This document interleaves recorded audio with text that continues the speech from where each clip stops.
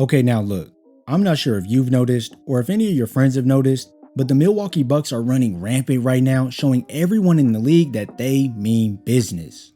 Just surpassing the Boston Celtics for first place in the Eastern Conference, the Milwaukee Bucks took down the Nets and the Suns the other day in a game that came down to the wire, being a for-sure thriller. When watching this game, it really had a playoff level atmosphere, and you could just tell both teams were competing at a high level. Without Giannis on the floor, the Milwaukee Bucks looked extremely confident and like a well-structured unit to say the least. En route to a comeback, when you have Jay Crowder knocking down not only one three from the corner, but yet another one not much later on, this is when things start to heat up and you get to see a more engaged defensive possession, making this deep range attempt difficult for Booker to knock down, which leads right into some rather great ball movement, ending with the Jrue Holiday layup right at the basket. During this game, Holiday was a huge factor in the Bucks' win as he put up 33 points on 59% shooting from the field and 44% from deep. When you don't have Giannis in the game down the stretch, this is when you need your counterparts to step up, and to take the lead for the Bucks, Holiday uses this slight step back to make a Kogi play twister before knocking it down, and then with 20 seconds left in the game, Holiday is matched against Devin Booker, and just by staying right up in his space, Jrue gets the poke on the ball as Booker gathers, and this was pretty much the icing on the cake. The Bucks are currently on a 15-game win streak right now, which is truly ridiculous, and with the offense as a whole shooting over 50% from the field for 6 of those games and over 40% from deep in 6 of those games as well, it really highlights how in sync they are as a team. So to say they're just in rhythm would be kind of an understatement. The Bucks are hot right now and are polishing up their chemistry as they head into the back half of this season. Trust me, there's many moving parts to this machine though, and this is what makes the Bucks so tough. When you have the depth they have, it lets you plug players in at certain times and simply just have more options to choose from. Whether it's beneficial to the offensive side or if it's the defensive side, they can throw out any on-the-fly lineup and match up with about any team on any given night. Being very underrated in my eyes, Jrue Holiday is one of the best point guard options to have on your team at this current moment. Don't believe me? Well, how would you like a player who puts up 20 points a night, 5 rebounds and 7 assists, all while shooting 47% from the field and 38% from deep? Yeah, I know, right? Super underrated and a very valuable piece to this team. Every time Giannis goes down or if he's just out the lineup, it's like Holiday just takes it up to another level. To really show you the elevation, for all the times Giannis hasn't played, Jrue averages 25, 9, and 4 while knocking down 54% of his shots from the field and 42% from deep. So if you compare that to his regular season averages, Holiday is performing better in every category besides rebounds slightly, which is a very good thing to see. This gives any coach or any fan base some sense of security for when Giannis does happen to miss a game, that instead of the team dropping off a cliff completely when their star player leaves the court, that the team can bind together and the next man up mentality gets activated. There have always been talks about the Batman and Robin with Chris Middleton and Giannis, but for me, I've always thought it was the trio, or the Batman and Robin would have been Jrue Holiday as the right-hand man. In the restricted area, Holiday has converted 66% of his 179 attempts this season, knocks down 44% of his shots from the mid-range, and most of his threes come from above the break, and he knocks down 38% of his 277 attempts so far this season. Now, are these numbers that are going to make you turn your neck and be like, oh my goodness? Maybe not, but these numbers are very solid for a player next to Giannis. So while he is more than a capable scorer, it's his playmaking that allows him to score and affect the game so well. Holiday might not be super flashy, but he's very smooth with his handle, which shifts defenders out the way and opens up looks at the rim for not only himself, but opportunities to dime up his teammates as well. Honestly, it's pretty funny because some people will overlook Jrue on the offensive side when this is somewhere where he can obviously attribute in a big way. But let's say you do take him for granted offensively. Well, you definitely can't dismiss his high-level defense at all. At the point of attack, Holiday is good at pressuring ball handlers, getting into their space, making it very uncomfortable, and when trying to get a good look at the rim, they are usually met with a heavy contest from Jrue. On average, opponents shoot around 48% from the field, but when guarded by Holiday, that percentage drops a little over 2% to 45.8. And when looking at Holiday's defensive rating, it sits at 107.4, which is on pace to be his lowest compared to the last 4 seasons, being a very good thing for the Bucks.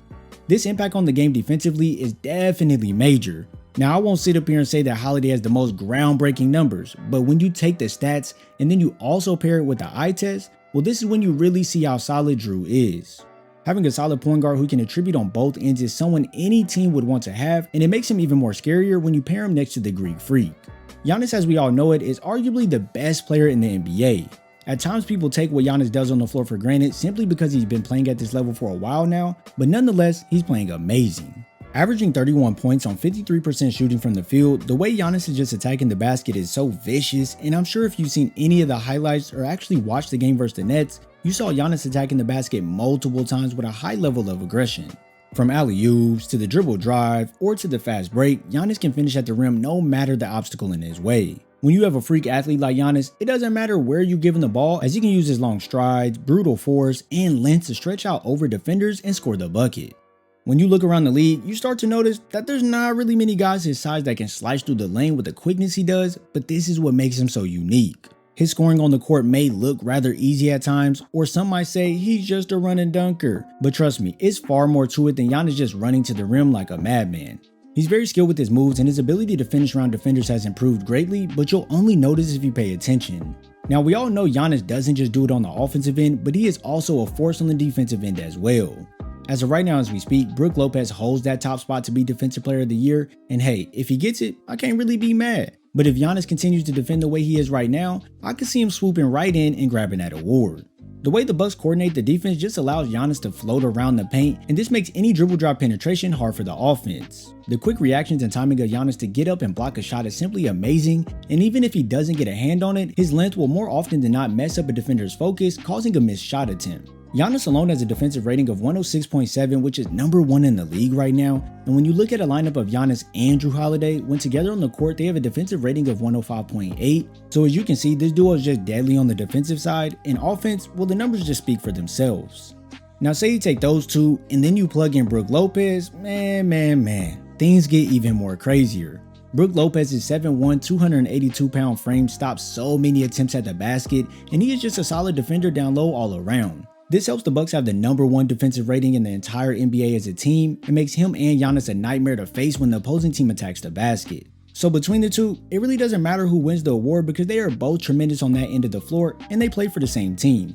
Let me ask you this, what wins championships in the NBA? If you said defense, well, you guessed it right. And obviously the Bucks have accomplished this already, but right now they look so sound defensively that I can smell a championship run in their near future.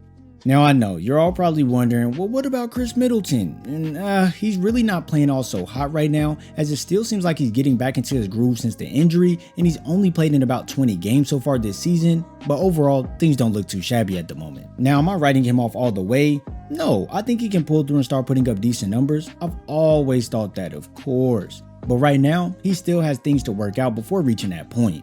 The Bucks will definitely need him to be a solid option to go to for a bucket during the playoffs, but for right now, only time will tell. Since Middleton isn't having the best season, it doesn't hinder the team too much because the role players on the team pick up majority of the slack. Jay Crowder is able to bring the intensity on the defensive end, just pretty much having that dog in him. When we flip to him offensively, he provides a floor spacing option for the Bucks that can be hard to contain when he's hot, but when he's off, then sheesh, things can look pretty ugly.